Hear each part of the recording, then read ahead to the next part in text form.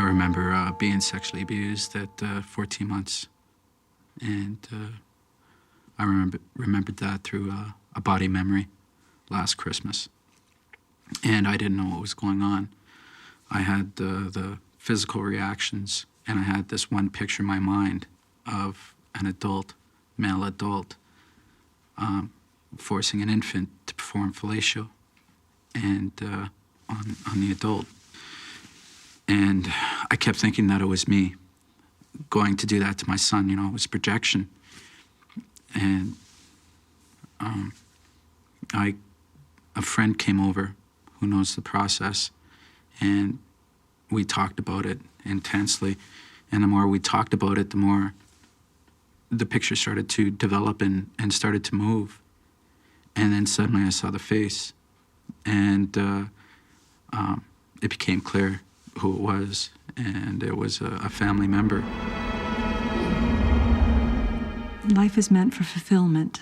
It's meant for living. And when a child is abused, that is so much denied. Our innocence is taken. Our childhood is taken. Our self-worth is taken. Our whole sense of purpose is taken away. And I've had to work and work and work to find all the resources to draw strength from again, to understand that life is truly precious, and that life is meant for living and for pursuing, for making mistakes and falling down, but picking oneself up again and continuing.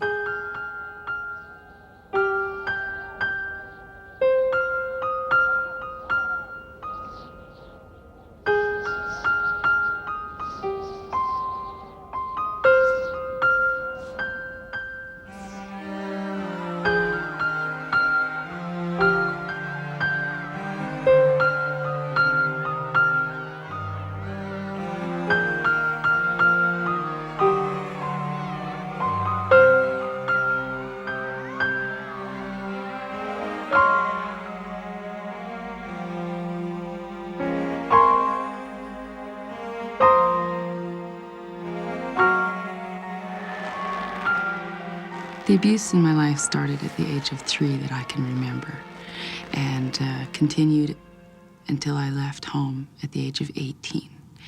And when I was 3, I felt that everyone was suffering, everyone in the world it was part of life.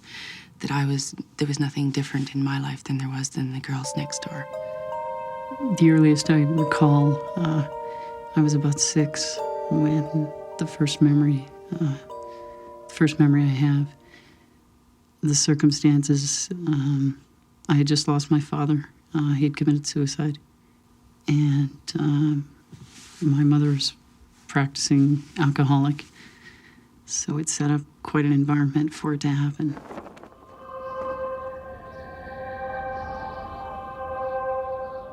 From my understanding, I was 18 months old when my abuse started. It continued on through until I was 18 years old. There was several people involved in the abuse. Not only did the abuse take a hold of my life, I abused myself and started selling myself very early in life when I was about 8 years old. I was born in a small town in rural Quebec into a family of satanic cult members, and was raised in that family for all of my life, and married a man who was also a cult member, and had 4 children with him. Finally leaving that little town with my 4 children in 1967.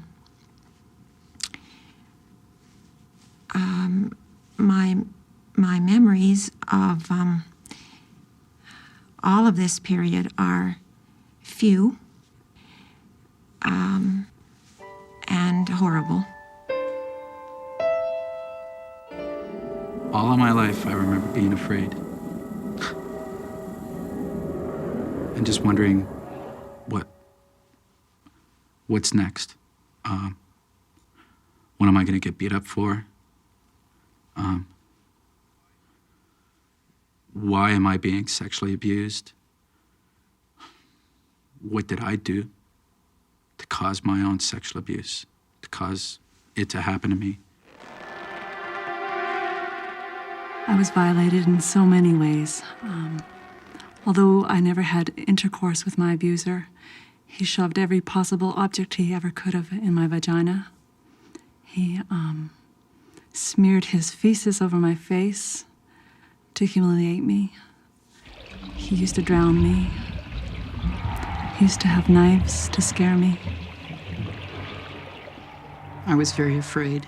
The world was completely unsafe. In every aspect, I was just very, very afraid and turned inwards with that.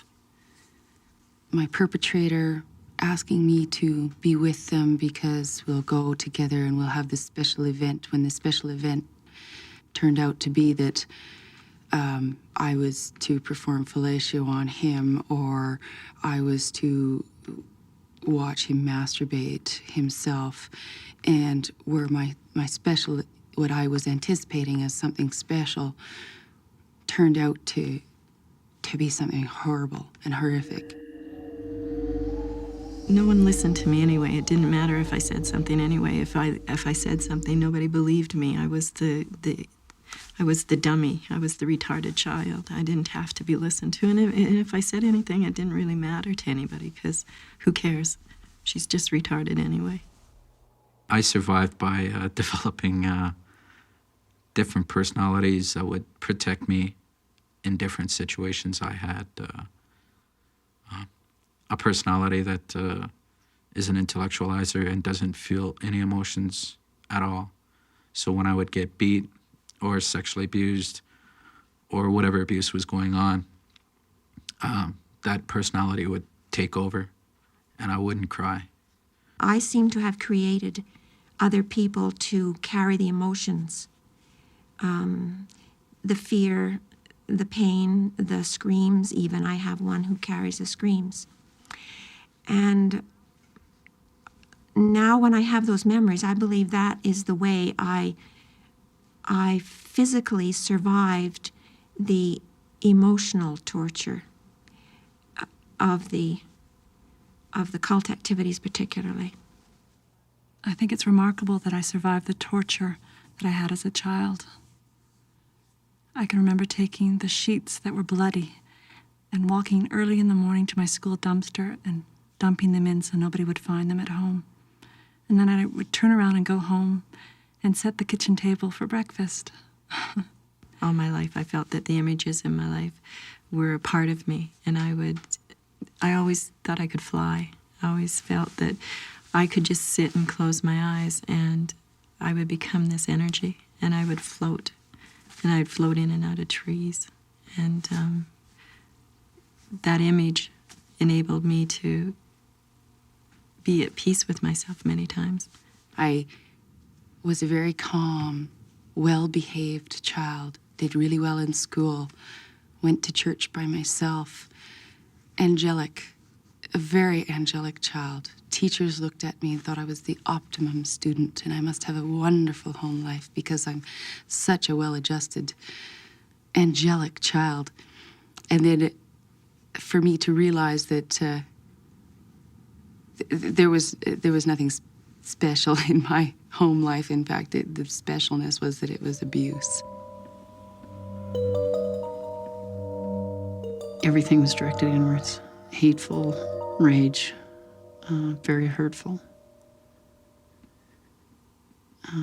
Blame, guilt, and isolation.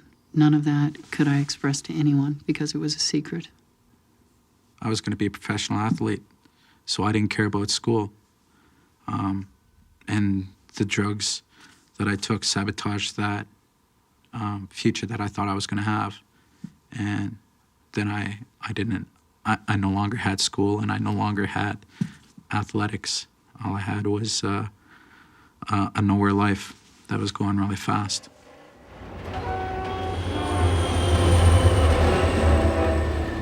I had so many suicide attempts. I didn't see them as attempts when I was going through them. I just ended up taking 200 pills and a bottle of sherry. It just sort of was a very natural process to numb what I did. And I know that I'd never slept a night until I thought about the fact that I could kill myself in my dreams so that I could fall asleep. It was always about dying. I had no idea of boundaries, emotional, sexual, physical boundaries whatsoever. It was really easy to overindulge in sex, in drugs. Promiscuity was overwhelming, but I had no idea what was right and what was wrong and where my boundaries were. Oh, I felt so ugly my whole life, and I hated myself, so therefore I thought everybody hated me. I thought everybody hated me. I didn't think that I had the intelligence to exist. Throughout my life, I've always felt incredibly alone, really alone. I grew up in that world alone, and I protected my sister from that. I never wanted her to be abused, so I protected her. And I protected my other caretakers and other people around me because I didn't want anyone else to get hurt. So I took that on for myself, but I felt alone, and I felt isolated. I felt like an outsider in growing up. I never felt like a child. I never felt like a teenager. I was always this adult and always sort of stuck between worlds. The abuse surrounded me with fear, and every aspect of my life was controlled by fear. Fear of everything, fear of my voice on the phone, fear of showers, fear of words. And I'm just beginning now to understand that that happened to me and that I can turn that around and I can develop a sense of self. Admitting that some of the sexual abuse that had occurred to me as a boy, that some of it I enjoyed as a little boy, that it just, I get really angry now thinking about my body betraying me. I was aroused, I got an erection, and at times I found myself going to my abuser and initiating sexual acts in order to find love and to admit that I enjoyed some of it. It really breaks my heart because, I think of my son and I just think about the innocence. I just think about how beautiful he is.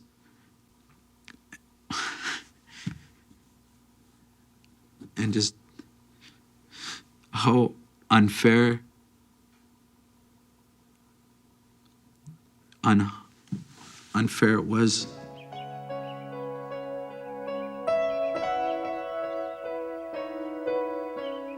At the point where I started to transcend out of the abusive cycle was when I had my own children, and I could look at this child and see the child in me and the innocence and how devastating it would be to breach their trust, and wondering how anybody could do it. Where did the feelings come from?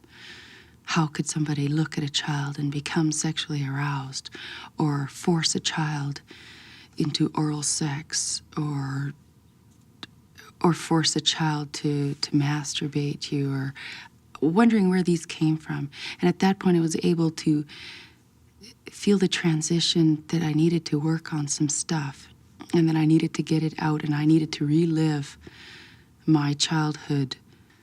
My own process for healing, it began with a very, very frightening decision to actually decide to look at it and open the wounds. When my mom recovered in her alcoholism, I benefited from that, but it came through some, one-on-one therapy I'd been doing, and a discovery that resources had been sent my way. I'd found someone I could trust, and, it's like a voice in my head said, now is the time.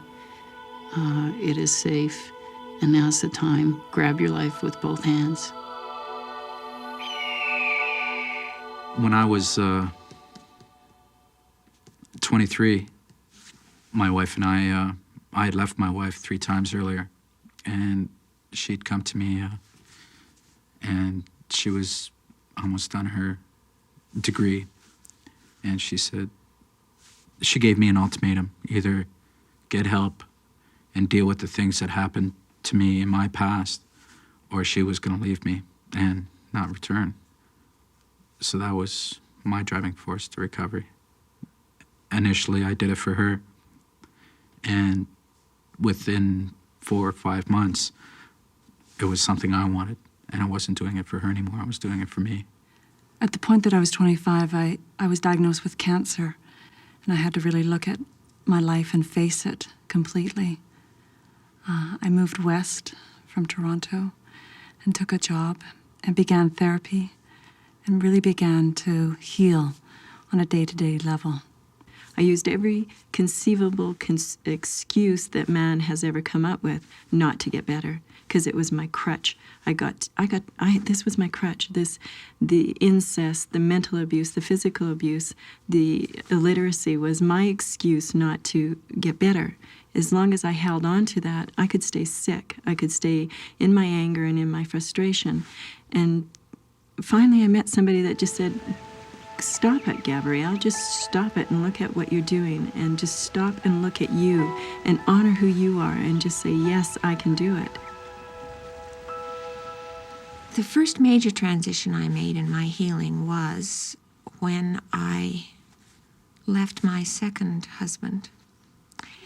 I was subconsciously making myself as safe as I needed to be for the memories to surface. Probably the second one was my my coming to know Wendy, my therapist.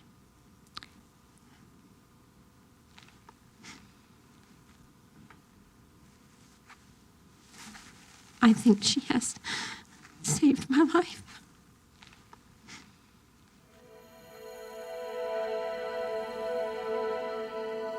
I'm still making changes for myself, and it's easier some days than other days. I see my beauty, I see my passion, I see my abilities, I see my self-worth. I see so many possibilities for what I can do with my life. I've had to allow absolutely every hate and every anger and every evil thought I've ever had surface. I had to allow it to come to the surface, and look at it and honor it and say, yes, that is who I am, and that's what I represent, and that's where I came from, and that's what's made me the person I am today. And from that, I have built strengths. I have a relationship with my wife where there's open and honest communication. Before recovery, I didn't know how to communicate other than the extremes, being an extremely angry person or an extremely happy person, and it was black or white. There were no gray areas or colored areas. I felt at each stage I had to tell what I knew to as many people as it was safe to tell at the time, because it's only in revealing it. These horrible things can only happen in secret. And if they're not a secret anymore, they can't happen. I feel that the angels that I have in my life are the children that touch my life. My own children, and the angel that guided me to realize that my gift is being with children, and that's why I'm a play school teacher, and those children are my angels. They're the ones that remind me all the time of the beauty and light and their unconditional love and trust, and that I hope to be the memory for those little angels of that good touch, happy feeling. I don't want them to forget me. And then that makes me feel like I'm an angel.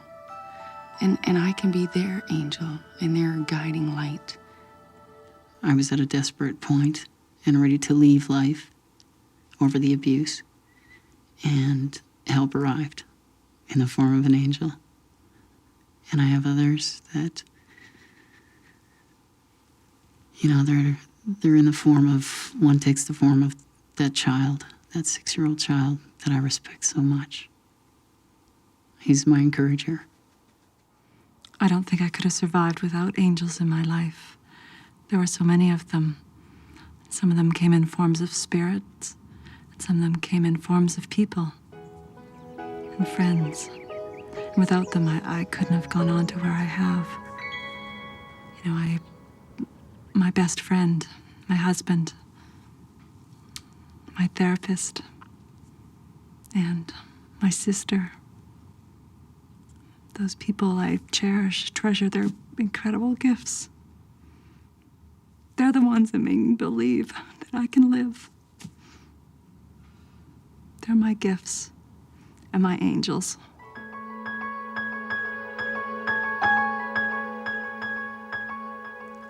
I know I'm not at the end of the road.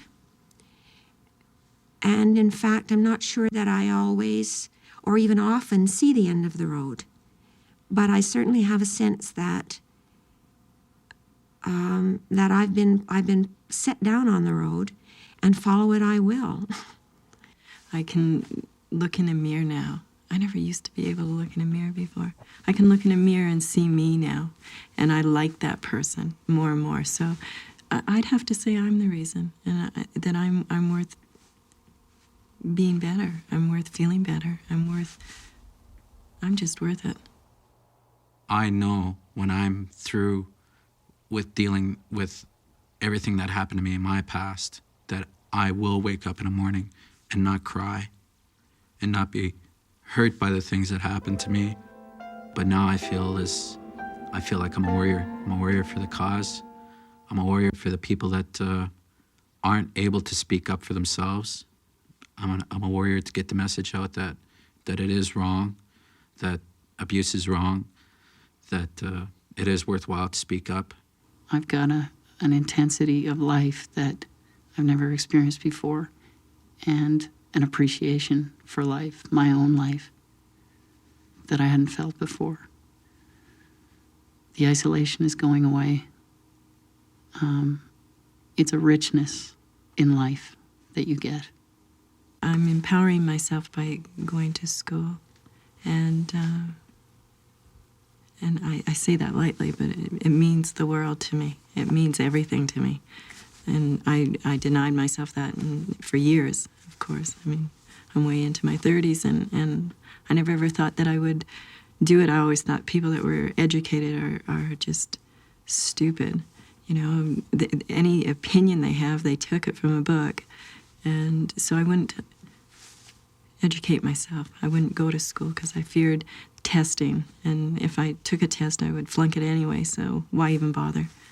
And I finally honored in myself that was my fears, and my fears to succeed.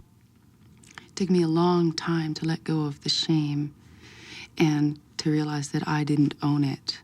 And although my perpetrators have never owned it, I've given it to them. And that was very empowering for me to let go of that shame and realize that it wasn't mine at all. It's theirs. And they don't have to take it. They don't have to own it. I gave it to them. It wasn't mine to begin with. And when you make that realization, then somehow you're able to grasp part of the childhood that you missed. You're able to realize the innocence that you really did have, and nothing you did was wrong. You can't change the fact that you were abused. Nothing can change that. You can't change it. It's not your fault. And the empowering part is that you can get the strength from it. You can tap the resource. The fact that abuse is still going on, well, it's something that I'm putting my life into. My own healing had such an impact on me that I'm putting my life into seeing that it stops, and getting the message out there that it's got to stop, and putting my life into working side by side with those who want to heal.